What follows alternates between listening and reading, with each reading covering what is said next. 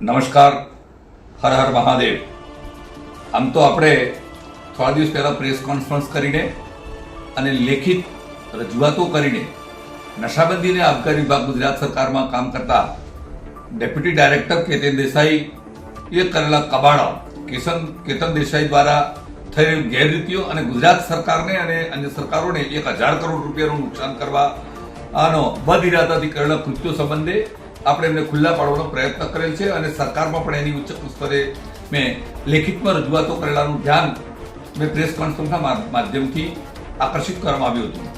16-17 તારીખની press conference થઈ અને નશાબંધી વિભાગના કેટલાક લોકો હરકતમાં આવ્યા અને તાત્કાલિક અસરથી પોતાના વિસ્તારમાં કંઈ ખોટું નથી ચાલતું એની ચકાસણી કરવા લાગ્યા. એના ભાગરૂપે બનાસકાંઠા પાલનપુરના અધિક્ષકશ્રીએ પણ અલગ અલગ જગ્યાએ રેડો કરીને મોલાસીસ વગેરે ચાલતા હોય એવી જગ્યાએ કામને આરંભ કર્યો કે કંઈ ગેરરીતિઓ તો નથી ને, નહીં તો બનાસકાંઠાવાળા લોકો રજૂઆત કરનાર અને અમે બનાસકાંઠામાં જ કામ કરતા હોઈએ અને અમારા દીવા તળે અંધારું ના હોય એ જોવા માટેનો પ્રયત્ન એમણે કર્યો. ભલે હું તો મોડે જાગ્યા પણ પાલનપુરના અધિક્ષક જાગ્યા એટલે ધન્યવાદ એમને કે ભલે તમે પહેલા ગમે તે કારણસર નહોતા જાગતા પણ હજુ પણ જાગ્યા છો તો સારી બાબત છે. પરંતુ આ જાગેલા અધિક્ષકને ફરીથી દબાવી દેવા માટે જે લોકો પાછળ પડ્યા છે, મને જાણવા મળ્યું છે કે અધિક્ષક શ્રી કોઈ સ્વામી કેવું કંઈ નામ છે, બનાસકાંઠાના અધિક્ષક શ્રી છે અને તેમણે આ જગ્યાએ રેડ કરી એ બાબત 18 તારીખના ગુજરાત સમાચારમાં મેં જાણ્યું અને એમાં એવું લખેલું હતું કે આ 3 લોકોને એમણે નોટિસ આપી છે જે ગેરકાયદેસર પ્રવૃત્તિ કરતા હતા એવા લોકોને નોટિસ આપવામાં આવી છે. આ નોટિસમાં જે ગેરકાયદેસર રીતે પરવાનો લીધો એમાં એક દિયા મર્કન્ટાઇઝ નામની પેઢી છે કોઈ, એના નરેશ પટેલ એના ઓનર માલિક કે પાર્ટનર છે. એ વાસ્તવમાં તો બહાર રહે છે ખરેખર એ, પરંતુ એમનો કોઈ 8-10 હજાર રૂપિયાનો માણસ અહીંયા ચલાવે છે. એમની પેઢી જે કહેવાય છે મોલાસીસના M3 નું લાયસન્સ, મને વાત સમજમાં નથી આવતી કે આટલા વર્ષ સુધી, આટલા દિવસ સુધી, આટલા સમય સુધી નશાબંધી ખાતાને કેમ ખબર નહીં પડી હોય. આ એક 20/10 ની પહેલા માળે ધાબા ઉપર દુકાન અને 450 કરોડ રૂપિયાનું ટ્રાન્ઝેક્શન કરે. અરે મોલાસીસની આટલી બધી ટ્રકોની અવર જવર કરવાની હોય, એને ગોડાઉન હોય, એને માલ રાખવાનો હોય તો 2-3 વીઘા જમીન જોઈએ, એના માટે વાહનોના પાર્કિંગ માટેની વ્યવસ્થા જોઈએ, એના માટે સીસીટીવી કેમેરા જોઈએ, એના માટે સંડાસ બાથરૂમની વ્યવસ્થા જોઈએ, પાર્કિંગની વ્યવસ્થા જોઈએ, વજન કાંટાની વ્યવસ્થા જોઈએ. ન જીએસટી ન એનું બોર્ડ, આવું લોલમ લોન અને પોલમ પોલ વસ્તુ ચાલતી હતી તો શું deputy director mister Ketan Desai અજાણ હતા? ના, આ કેતન દેસાઈની ભાગીદારીથી, કેતન દેસાઈની સૂચનાથી અને એમના મેળાપીપળાના કારણે આવા પ્રકારના ગોરખ ધંધા ગુજરાતમાં ઠેર ઠેર ચાલી રહ્યા છે. અને એટલા માટે પહેલા માળે ધાબા ઉપર 20/10 ની દુકાન અને M3 નો પરવાનો 450 કરોડ રૂપિયાનું ટ્રાન્ઝેક્શન, આ શું દર્શાવે છે? શું કેતન દેસાઈ તમને ખબર નથી?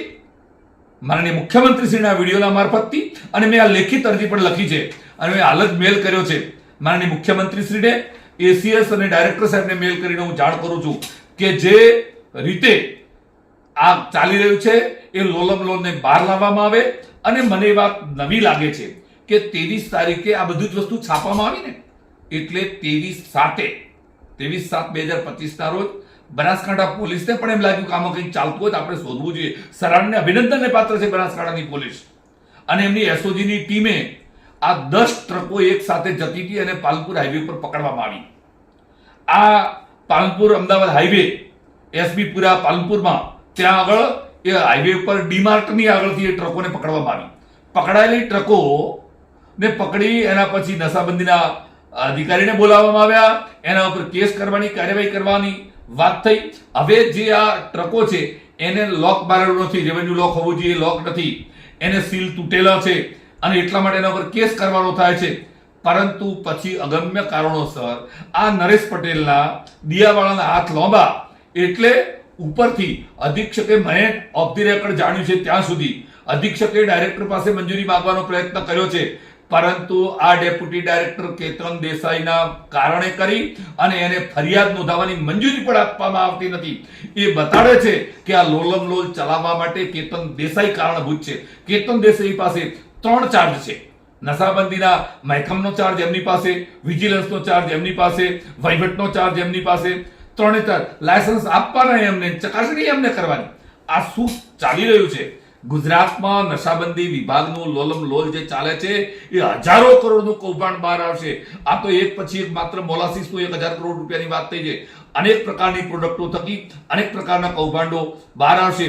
જે દિલ્હી અમદાવાદ હાઈવે કહેવાય એ હાઈવે ઉપર શોપિંગ સેન્ટરમાં પહેલા માળે 20x10 ની દુકાનમાં મોલાસીસની કેટલી ટ્રકો હમાતી છે મને સમજાતું નથી. અને તેમ છતાં મને સમાચાર મળ્યા છે કે અત્યારે એની તપાસ કરવા માટે એમણે આ કેતન દેસાઈના માનીતા લોકો એટલે અમદાવાદ અને વડોદરાનો જેને બેનો અધિક્ષકનો ચાર્જ સોંપ્યો છે એવા મિસ્ટર મોંગરોળિયાને આની તપાસ કરવા સોંપ્યા છે. જે મિસ્ટર સ્વામીએ રિપોર્ટ કર્યો કે આ લાયસન્સ રદ કરવું જોઈએ, એને લાયસન્સ આપ્યું ત્યારે પણ ગેરકાયદેસર રીતે લાયસન્સ આપવામાં આવ્યું, ખોટી રીતે લાયસન્સ આપ્યું, બાંહેધરીના આધારે લાયસન્સ આપવાનું, એ બાંહેધરી એમણે પૂરી નથી કરી અને એ બાંહેધરી પૂરી ન કરવામાં આવે તો લાયસન્સ રદ થાય છે.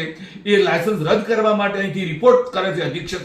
તો હવે કઈ રીતે અધિક્ષકના રિપોર્ટને ખોટો પાડવો અને કઈ રીતે પેલા નરેશ પટેલને મદદ કરવી એના માટે કરી અને મિસ્ટર મોંગરોળા અધિક્ષક અમદાવાદ અને વડોદરા બંનેનો જે એની પાસે ચાર્જ છે અને એમની વિજિલન્સની ટીમના સબ ઇન્સ્પેક્ટર ઇન્સ્પેક્ટર બાકીના ગઢવી કોઈ કોન્સ્ટેબલ આ બધી ટીમને અહીંયા મોકલી દીધી છે. હવે ગમે એમ કરીને રિપોર્ટને ખોટો કરવો છે.